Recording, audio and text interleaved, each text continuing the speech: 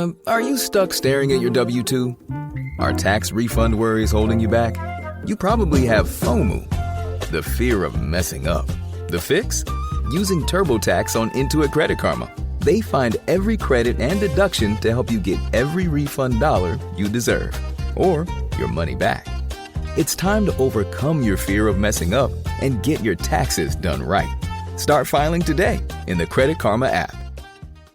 Salut à toutes, salut à tous. À la troisième étape aujourd'hui du Tour du Pays Basque. Et c'est peut-être la plus facile de toute cette course, même si c'est le Pays Basque. Donc il y a quand même pas mal de montées et de descentes.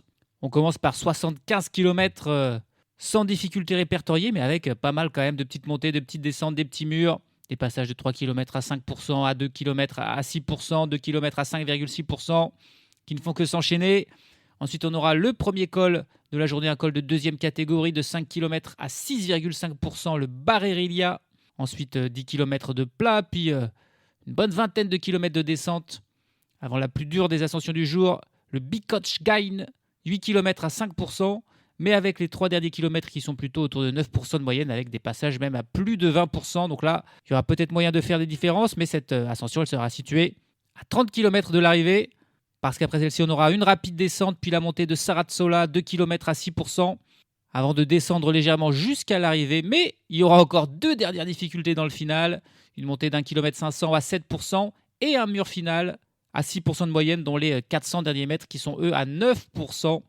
Donc voilà, si ça, c'est pas une course pour puncher, je ne sais pas ce que c'est. Comme c'est la plus facile, les échappés voudront peut-être aussi tenter d'aller au bout. Il y a désormais des gros écarts au classement général, donc les coureurs seront peut-être plus libres de sortir. Profil vallonné, des ascensions plutôt courtes, mais certaines très pentues, un final à 9%. Ça devrait donner une course intéressante aujourd'hui. Et on va voir si Paul Sexas ira tenter d'aller chercher la victoire aujourd'hui. C'est pas complètement impossible, même s'il va peut-être plus être un peu plus défensif aujourd'hui. Par contre, le reste du peloton risque d'être très très offensif. Ça promet pour cette troisième étape. Chute de Bellocchi juste devant Armstrong qui est parti dans le terrain. Et attaque de Pierre Roland. Voilà ce que nous disons depuis le début de ce Tour de France. Une chute terrible. Christopher Froome à pied. Mais quelle image du Tour. On n'a jamais vu ça. 100% cyclisme, le podcast du vélo en direct. Ça va Marion? Désolé. Et on est parti avec une mauvaise nouvelle, c'est l'abandon de Mikel Landa, non partant aujourd'hui après sa grosse chute d'hier. Il a été en fait touché, expulsé de la route par une voiture médicale qui tentait de le doubler. C'est quand même assez terrible que ce soit la voiture médicale qui vienne blesser un coureur, Mikel Landa, qui abandonne. Il portait le dossard numéro 1. Malheureusement, il doit se retirer. Et cette étape qui commence là sur les chapeaux de roue avec beaucoup d'attaques, beaucoup de coureurs qui tentent de sortir. On sent évidemment que c'est vraiment peut-être l'étape où l'échappée peut aller au bout. Donc il y a des motivés. Mais forcément, quand il y a beaucoup de motivés, c'est difficile de sortir dans le peloton qui est quasiment déjà en file indienne sous l'impulsion des premiers coureurs qui tentent de partir. Baptiste Weistrofer, il est encore là. Il était bien sûr sur le Tour de Catalogne. On n'a vu que lui. Il est encore là sur ce Tour du Pays Basque. Et il attaque. Il est accompagné d'Anders Haaland, de Johannesen pour l'UNO-X. Ces deux coureurs qui ont pris quelques petites secondes d'avance sur le peloton. Mais derrière, ça roule très très fort pour tenter de revenir. Et ça va d'ailleurs assez rapidement revenir sur ce duo, ce premier duo, on va dire, d'échappés qui a réussi à prendre quelques encablures d'avance. Mais ça ne marchera pas là. Ils vont être repris. Un autre duo qui a tenté de sortir avec Maxime Decomble, coureur qui a lourdement chuté sur le chrono inaugural. On n'avait pas vu sa chute, mais il avait fini avant-dernier. Il a l'air suffisamment remis pour tenter d'aller à l'avant. Il est accompagné par Johan Bou, coureur de la Cararural. Et il y a Baptiste Weistrofer qui y retourne, le coureur de la Lotto Intermarché qui les rejoint. Dans un second temps, on a donc 3 coureurs à l'avant avec Maxime Decomble, Johan Bou, Baptiste Weistrofer. Johan Bou, évidemment, il faut qu'il soit à l'avant. Il porte pour l'instant le maillot de meilleur grimpeur, mais il n'en est pas le détenteur officiel. Il a un point de retard sur Paul Sexas. Il faut qu'il apprenne des points aujourd'hui. Mais voilà, la première ascension, elle aura lieu dans une 60aine de kilomètres. Et le trio qui a été repris, et ça attaque de partout. Il y a vraiment beaucoup de coureurs motivés. Il y a même une petite cassure là dans le peloton à force d'avoir toutes ces attaques. Ça va très vite. Un profil un petit peu irrégulier, toujours des petites montées, des petites descentes. Ça favorise les attaques, ça favorise les cassures. Mais là, ça roule très très fort et pour l'instant, personne qui n'arrive de sortir. Il y a un groupe de 5 coureurs qui tentent de s'échapper, mais ça poursuit fort derrière. On est parti depuis une trentaine de kilomètres et toujours pas d'échappée formée malgré les nombreuses tentatives. Là, on a encore un duo qui est reparti au moment où le peloton est lui reformé derrière. La cassure est terminée. Et dans ce duo, on retrouve Baptiste Weishofer. Il crève l'écran, il est dans tous les coups. Il veut vraiment être à l'avant. Il est accompagné cette fois-ci par Inigo Elosegui, coureur de la Kern Pharma. Mais malheureusement pour ce duo, ça continue de rouler très fort derrière. Il y a tellement de monde qui veut être à l'avant aujourd'hui. Il va falloir batailler très très fort pour être dans l'échappée. Et ensuite, on aura tellement bataillé que je me demande qui aura encore des forces pour aller au bout. Je pense notamment à la Weishofer. Il laisse beaucoup de force pour tenter de sortir. Et des forces, il en faudra dans le final ensuite pour aller s'imposer. Donc voilà, c'est compliqué là. Et on a une dizaine de coureurs qui ont rejoint Weishofer et Elosegui. Il y a des bons noms là. Il y a Harold Terrada pour l'Astana. Il y a Guillaume Martin pour la Groupama FDJ.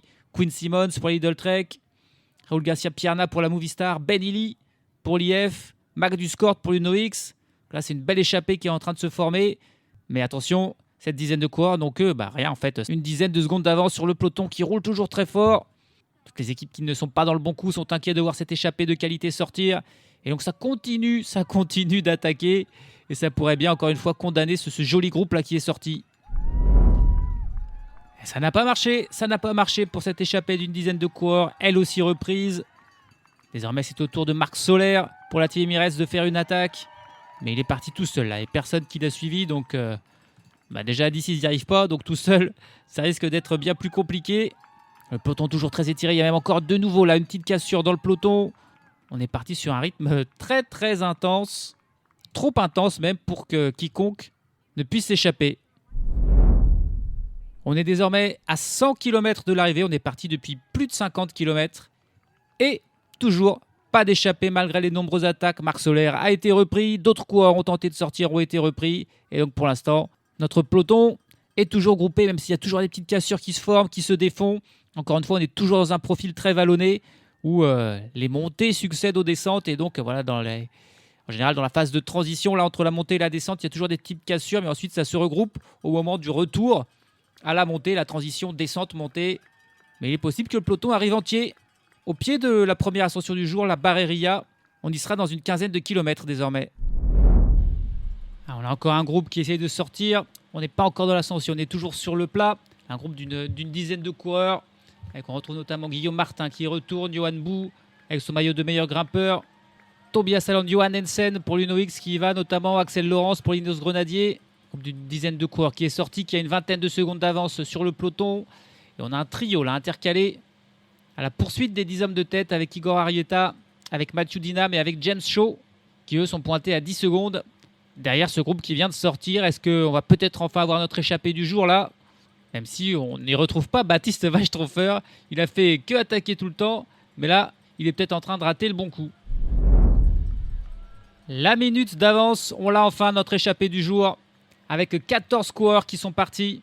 On y retrouve Ilan Van Wilder pour la Soudal Quick-Step, Lorenzo Fortunato pour l'Astana, Guillaume Martin et Clément Brassafonso pour la Groupama FDJ, Igor Arrieta pour la Team Emirates, Sinoué Fernandez pour la Burgos, Nathanael Tefstation pour la Movistar, Mathieu Dinam pour la Picnic Post-NL, Johan Bou pour la Cara Rural, James Shaw et Christian Van Der Lee pour l'IF, Axel Laurence pour l'Ineos Grenadier, Tobias Aland, Johan Hensen pour l'UNOX et Ruben Thompson pour la Lotto Intermarché. Voilà les 14 coureurs qui ont enfin réussi à s'échapper du peloton. Un peloton, on retrouve dorénavant la Decathlon CMA CGM en tête, en contrôle, même s'il n'y a personne vraiment de dangereux au classement en général. Le mieux classé, c'est Ilan Van Wilder, mais qui est pointé à 4 minutes 29 de Paul Sexas. Donc voilà, il y a de quoi voir venir au moment où les échappés vont entamer enfin la première difficulté répertoriée du jour. Cette montée de Barreria de 5 km à 6,5%. Et on va arriver au sommet de cette difficulté. Et Johan Bou qui mène le groupe des échappés. Et personne qui va venir le challenger pour aller chercher les 6 points qu'il y a à prendre au sommet. Ça sera pour lui. Et il le mérite. Une échappée où j'étais 14, mais ils sont 16 désormais.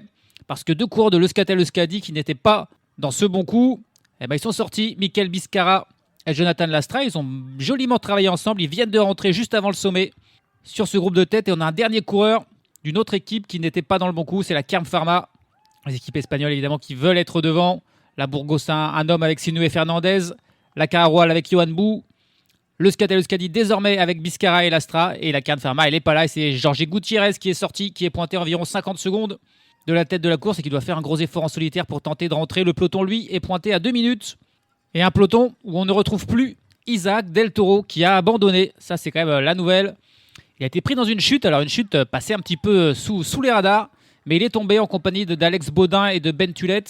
C'est quoi du top 10. Ben Tullet est 5e, Baudin 6e, Del Toro 8e du classement général. Mais c'est Isaac Del Toro qui a été le plus lourdement touché, notamment à la cuisse, et qui a dû abandonner pour le Mexicain. Et la Team Emirates qui continue les ennuis. Depuis l'attaque du kangourou sur Jevine dans le Tour de Under, on a Tim Wellens, on a Jonathan Narvaez, désormais Del Toro et plusieurs autres coureurs de la Team Emirates qui sont tombés, qui se sont blessés. Pour l'instant, Tadej Pogačar qui passe à côté de toute cette malchance. Mais voilà, ça fait beaucoup de lieutenants en moins pour le Slovène. Et sur cette course, ça fait un adversaire en moins pour Paul Sexas. C'était un des grands favoris Del Toro qui se retire, qui abandonne. On est désormais à 70 km de l'arrivée. 16 hommes à l'avant, donc avec 2 minutes d'avance sur le peloton. 50 km de l'arrivée. Les 16 hommes de tête ont 1 minute et 40 secondes d'avance sur le peloton. Le coureur intercal est là pour la Cairn Pharma. Jorge Gutiérrez a été repris. Et en tête de ce peloton, on a la Cofidis qui vient aider la Decathlon CMA CGM. La Cofidis, ils veulent revenir et espérer un final un petit peu groupé pour permettre à Alex Arambourou peut-être d'aller chercher la victoire aujourd'hui. C'est vraiment un profil de coureur qui pourrait s'imposer un petit peu comme Axel Laurence pour Ineos Grenadier, Julien Lafilippe pour la Tudor, les punchers aussi type Ben Illy pour l'IF, Magnus Cort pour l'Uno-X, Christian Scaroni pour l'XDI Astana Team, avec Simone Velasco aussi, voire Gal Glivar pour l'Alpecin Première Tech. Voilà, les coureurs intéressés pour aller chercher la victoire aujourd'hui. Mais pour ça, il faudra survivre à la prochaine ascension la plus dure avec ses passages à plus de 20%. Et même si on lâche un petit peu, il faudra revenir ensuite dans le final. Mais il y aura une trentaine de kilomètres pour faire ça. Pour l'instant, on est plutôt dans une phase de transition. On peut s'intéresser à un des échappés. Et on va s'intéresser à Guillaume Martin qui est à l'avant. Parce que c'est bien sûr un coureur que l'on connaît bien, dont on cite souvent le nom. Mais à la carrière peut-être un petit peu plus méconnue. Guillaume Martin, 32 ans, c'est le plus ancien des membres de l'échappée. Il a commencé sa carrière en pro du côté de Vanti Groupe Gobert. Une équipe qui ensuite est devenue l'Intermarché Vanti. Et l'Intermarché Vanti qui a disparu l'an dernier avec la fusion Lotto-Intermarché. C'est là qu'il avait commencé. Et à noter qu'il avait fait juste avant ça 6 mois du côté de la FDJ.fr, qui deviendra plus tard la Groupama FDJ, où il est désormais. Mais il aura fallu un long trajet entre ce premier passage, on va dire comme stagiaire à la FDJ en 2014 et sa signature l'an dernier pour la Groupama FDJ. Auparavant, il avait passé bien sûr 5 saisons du côté de la Cofidis. Après 4 saisons dans cette équipe de la Vanti Groupe Gobert, Guillaume Martin, c'est 11 victoires dans sa carrière, mais aucune au niveau World Tour. Il n'a encore jamais gagné au niveau World Tour. Ça serait quand même terrible qu'il se retire sans jamais avoir remporté comme ça une course de prestige. La plupart de ses victoires sont en France, sur le Tour du Limousin, le Tour de l'Ain, le circuit cycliste Sarthe-Pays de la Loire, plus quelques autres victoires aussi sur des petites courses par étapes en Italie. L'an passé, il avait remporté la classique du Tour de Jura et du Grand Besançon-Doubs. 2 belles victoires individuelles en 2 jours. 18 et 19 avril, il avait remporté ces 2 classiques. Il les retournera certainement cette année pour tenter de garder son titre. Mais voilà, il attend encore sa victoire en World Tour. En World Tour, sa performance la plus marquante, c'est sur le Tour d'Espagne en 2020, quand il avait remporté le maillot de meilleur grimpeur. Point de vue des classements généraux, il avait terminé 3e du Critérium du Dauphiné en 2020, celui remporté par Daniel Felipe Martinez, avec Thibaut Pinot qui lui avait pris la 2e place. Guillaume Martin, c'est un habitué des grands tours. Il a fait 9 fois le Tour de France, 1 fois le Giro et 4 fois la Vuelta. Et il a fait 2e d'une étape de la Vuelta lors de cette fameuse année 2020 où il remportait le maillot de meilleur grimpeur. Sur le Tour de France, 3e comme meilleur résultat sur une étape. Mais voilà, aucune victoire en grand tour, aucune victoire même donc au niveau World Tour. Il a aussi beaucoup fait les monuments, notamment Liège-Bastogne-Liège à 10 reprises. Le Tour de Lombardie 5 fois et même Milan-San Remo 1 fois. Et il cherchait un top 10, 6e sur Liège-Bastogne-Liège en 2023 pour Guillaume Martin. C'était son meilleur résultat, un très bon résultat pour le Français. Cette saison, il est pour l'instant très discret. Il était sur le Tour de Nonder, mais il a fait 27e du général. Il était sur le Tour de la Provence, petite course qui n'est pas World Tour, il a fini seulement 13e. Il était sur le Tour de Catalogne, on ne l'a pas vu. Il a terminé 31e du classement général. C'est compliqué pour l'instant pour Guillaume Martin, Du coup, il tente de prendre l'échappée aujourd'hui, de prendre un coup d'avance. Ça sera compliqué parce que l'écart avec le peloton se diminue. On sent la Cofidis vraiment motivée derrière pour ramener tout le monde et offrir une chance à Alex Aramburu. Pour l'instant, en effet, l'avantage est plutôt pour le peloton que pour les échappés. Ils ont beau être 16, ils ont plus que 1 minute et 25 secondes d'avance désormais. This episode is brought to you by Stouffer's. Here comes 3-time juggling champion Natalia Rogers. She's juggling law school, her TA job. Oh, narrowly catches the laundry. What's that fourth ball? Parents unexpectedly showed up at dinner time? Is that too much for Natalia? Not with Stouffer's Chicken Alfredo and its mouth-watering mix of Asiago, Romano, and Parmesan. When you're juggling 4 things at once and the clock strikes dinner, think Stouffer's. 3 km du sommet pour les échappés et c'est le moment où on décide de mettre fin un petit peu à la coopération avec l'attaque d'un des 2 coureurs de l'IF. C'est Jardy Christian Van Der Lee qui met son accélération. Et pour l'instant, on ne réagit pas trop. Parmi les autres échappés, on le laisse sortir tout seul. On va attaquer le passage le plus dur de cette ascension, les 3 km à 9% de moyenne, des passages à plus de 20%. Ces hommes à l'avant ont 1 minute 50 d'avance sur le peloton. Ils ont un petit peu regagné du temps. On va voir quelle sera l'attitude du peloton aussi. Est-ce qu'ils vont rouler à fond pour tenter de revenir ? Le problème, si c'est la Cofidis, il faut qu'ils roulent vite, bien sûr, pour revenir, mais pas trop vite non plus pour mettre Aramburu en difficulté. On voit la Tudor, plutôt ce qu'il en reste, les 3 coureurs de la Tudor qui sont aussi bien placés aux avant-postes pour protéger Julien Alaphilippe. Mais voilà, c'est un dilemme. Rouler vite pour revenir sur les hommes de tête. On a des bons grimpeurs quand même. Je rappelle, il y a Ilan Van Wilder, il y a Lorenzo Fortunato, il y a donc Guillaume Martin, mais il y a aussi Tobias Aland Johannesen. Et puis on a aussi des coureurs très rapides au sprint, si jamais cette échappée elle est au bout, avec Axel Laurence ou avec Nathanael Testacion pour la Movistar. Donc il y a du beau monde dans cette échappée. Il faut donc revenir dessus rapidement, mais sans aller trop vite pour lâcher les moins bons grimpeurs de son équipe qui voudraient avoir leur mot à dire dans le final. Pour l'instant, Van Der Lee continue son effort et personne qui ne le rejoint. Un petit regroupement dans l'échappée. On revient sur Christian Van Der Lee, même si ça a lâché pour Mikel Biscara. De l'Euskadi, ça a lâché aussi pour Johan Bou, qui ne prendra pas de points là au sommet. Ça a lâché aussi pour Mathieu Dinam, pour la Picnic Post-NL. Et là, on se rapproche du sommet. C'est Igor Arrieta pour la Team Emirates qui place une accélération, suivie immédiatement par Johan Hansen, par Van Wilder. On a encore les 2 coureurs de l'IF, on a encore les 2 coureurs de la Groupama FDJ, avec Martin et Braf Afonso. C'est plus compliqué pour Robin Thompson, qui lui est en train d'être distancé derrière dans le peloton. La Tudor a commencé à rouler, mais la Tudor, ils sont tellement peu nombreux que Julien Alaphilippe aussi s'est retrouvé en tête du peloton à rouler. Et là, il s'est retiré pour ne pas perdre toutes ses forces, évidemment, dans cette ascension. Il faut diminuer l'écart, mais ne pas trop se livrer non plus. Et on va arriver au sommet. Et comme d'habitude, sur le Tour du Pays Basque, ils aiment bien mettre les caméras derrière. Et donc, on a bien du mal à voir qui est passé en tête. C'est un peu leur spécialité aux courses espagnoles de mal filmer et de mal nous montrer les arrivées au sommet. Je crois bien que c'est Tobias Aland Johannesen qui est passé en tête. En tout cas, Johan Bou n'était plus là, donc c'est sûr, c'est pas lui qui a pris les 6 points qu'il y avait à prendre ici au sommet. Ils vont désormais s'engager dans la descente, les hommes de tête. Ils ont une 30 d'avance sur le peloton qui devrait réaccélérer une fois qu'on aura franchi cette difficulté. On a monté, je dirais, relativement tranquillement, même si un coureur comme Juan Ayuso, par exemple, a été distancé. Juan Ayuso, encore une fois, en dehors du coup. Mais il y a encore du monde dans ce peloton, qui est là d'ailleurs mené par des coureurs de la Movistar, de manière assez étonnante, parce que Nathanael Testacion est toujours à l'avant. Mais désormais, plus que 30 km de course, donc, et un joli suspense et une jolie course-poursuite qui s'annonce entre le peloton et l'échappée. Au pied de la descente, il y a directement une autre ascension beaucoup plus courte, le Sarasola, seulement 2 km à 6%. Et 2 coureurs qui se sont échappés dans cette descente vont arriver au sommet. C'est Igor Arrieta et Axel Laurence, le français et l'espagnol, qui ont réussi à se débarrasser des autres coureurs de l'échappée. Là, ils ont une vingtaine de secondes d'avance sur Van Wilder, Fortunato, Braf Afonso, Testacion, Van Der Lee et Johan Hansen qui les poursuivent. Mais voilà, ils se sont fait bien avoir dans la descente. Et ça commence à sentir bon quand même pour les échapper, parce que là, il y a 2 minutes d'avance sur un peloton, et un peloton où on roule plus vraiment. D'ailleurs, il y a Gal Glivar là pour l'Alpecin Première Tech qui sent que les carottes commencent à être cuites et qui attaque. Il est suivi par Adria Pericas, coureur de la Team Emirates, un petit peu plus pour le marquer. Il va pas prendre de relais, bien sûr, parce que son équipier Igor Arrieta est devant. Il suffit que je dise ça pour que Adria Pericas passe un relais à Gal Glivar.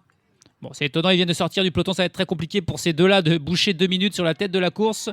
Mais j'ai l'impression que le peloton n'insiste pas et va laisser la victoire aux hommes de devant. La Décathlon n'a pas trop à se soucier parce que voilà, personne n'est dangereux au classement général. Ça sent de plus en plus bon pour l'échappée. Et du coup, le duo Igor Arrieta-Axel Laurent, s'ils collaborent bien ensemble, peut-être pourrait aller au bout. 10 km de l'arrivée désormais, et la situation est beaucoup plus claire, le suspense beaucoup moindre. Le peloton a complètement laissé tomber l'affaire. Ils sont pointés à 3 minutes et 14 secondes du duo de tête, Igor Arrieta et Axel Laurence. Et ce duo qui file vers la victoire parce que on a un petit peu aussi perdu espoir parmi les poursuivants. Les autres échappés qui sont pointés à plus d'une minute, 1 minute et 13 secondes. Igor Arrieta et Axel Laurence qui ont fait le boulot dans la descente. Ils ont dû prendre tous les risques. Ils ont creusé 10-20 secondes. Et ensuite, sur les parties plus plates, ils ont très bien collaboré ensemble et creusé l'écart et complètement mis fin aux espoirs de tous les autres coureurs. La victoire va se jouer entre Igor Arrieta et Axel Laurence. Et a priori, gros avantage pour Axel Laurence. Mais Igor Arrieta, il ne perdra pas tout aujourd'hui si jamais il ne s'impose pas. Parce que il va faire un grand bond au classement général. Parce que là, l'écart commence à être important. Il avait 5 minutes et 11 secondes de retard sur Paul Sexas. Là, il a 3 minutes et 12 secondes d'avance sur le peloton. Et donc, il pourrait tout simplement prendre même la deuxième place du classement général. La Primoz Roglic, la Red Bull, qui pour l'instant est deuxième et troisième du classement général, serait quand même bien avisé de rouler un petit peu pour diminuer l'écart, au moins pour sauver leur place sur le podium. Mais désormais, c'est certain, Arrieta et Laurence vont se battre pour la victoire. Allez, il faut quand même pas trop qu'ils se regardent non plus dans le final. 2 km 500 de l'arrivée pour Axel Laurence et Igor Arrieta. Ils ont 45 secondes d'avance sur le groupe de poursuivants, les survivants de l'échappée.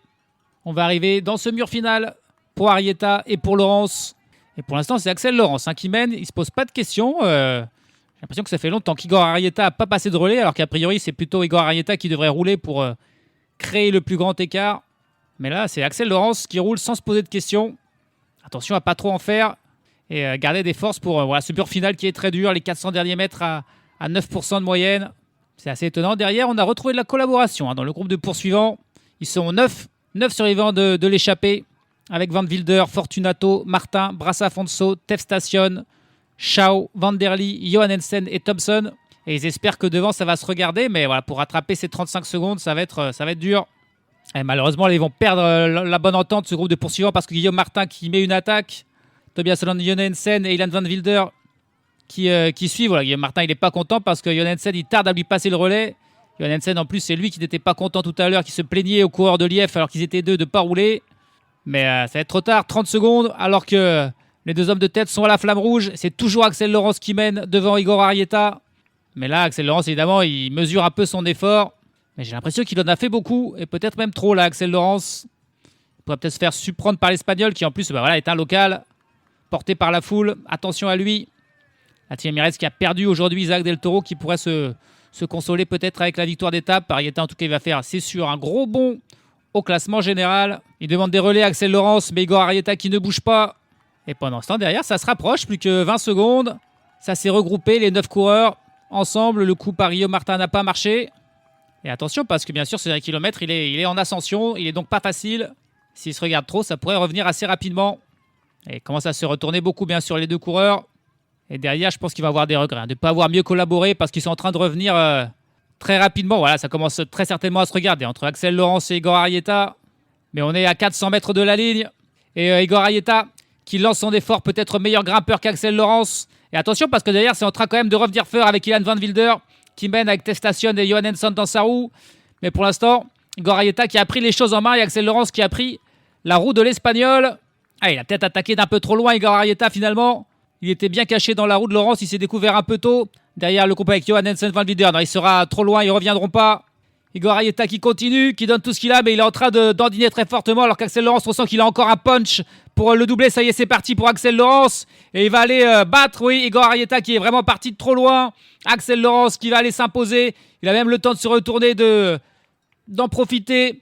Il passe avec 1 ou 2 secondes d'avance sur Igor Arrieta qui a trop donné de trop loin, qui finit au ralenti. Et derrière, c'est Nathanael Tef Station pour la Movistar qui se bat pour aller prendre la 3e place à une dizaine de secondes derrière. Suivent Van Wilder, Johannesen, ça c'est le groupe des battus, des déçus. Ils ont raté le bon coup dans la descente et ensuite ils n'ont pas assez bien collaboré pour revenir dans le final. Ils échouent à 10 secondes. Mais la belle victoire d'Axel Laurence, il a roulé en tête dans les 3 derniers kilomètres. Et ensuite Igor Arrieta, il a lancé son effort, mais de trop loin, 400 mètres dans les parties les plus pentues. Et Axel Laurence a pu prendre sa roue puis le dépasser dans le final. Et le peloton qui a roulé fort lui aussi sur la fin, qui arrive déjà. Il est mené par Paul Sexas qui tente de faire un petit bien sûr, et Paul Sexas qui se fait plaisir et qui va régler le sprint du peloton juste devant Ben Tulette. Le peloton qui finit seulement à 1 minute d'Igor Arrieta et de Axel Laurence. Ouais, ils ont fini très fort, le peloton, et du coup Igor Arrieta va pas faire un si bon coup que ça au classement général. Et en plus, il n'a pas remporté l'étape, donc il sera très déçu. À l'inverse d'Axel Laurence, le français de l'Ineos Grenadier, qui a eu raison de prendre l'échappée aujourd'hui, plutôt que d'attendre dans le peloton et d'espérer revenir. Il a préféré prendre le coup d'avance, il a très bien fait. Et vient s'imposer 3e victoire française en 3 étapes sur ce Tour du Pays Basque. Aujourd'hui, elle n'est pas pour Paul Sexas, elle est pour Axel Laurence. Il fait une bonne saison pour l'instant. Axel Laurence, c'est déjà sa 4e victoire de l'année. Après avoir fait chou blanc en 2025, année vierge de tout succès, eh bien, il revient sur le devant de la scène avec la 9e victoire en carrière, la 2e au niveau World Tour après une victoire sur le Tour de Catalogne en 2024. C'est aujourd'hui une étape sur le Tour du Pays Basque pour Axel Laurence, à qui l'Espagne donc réussit pas mal. L'échappée est allée au bout aujourd'hui, c'est assez rare quand même pour être souligné. Axel Laurence qui a devancé son dernier compagnon Igor Arrieta de 2 secondes au final. Il est parti de trop loin, il a fait une petite erreur en partant à 300 mètres. Axel Laurence avait encore du jus pour le suivre et ensuite l'a facilement dépassé.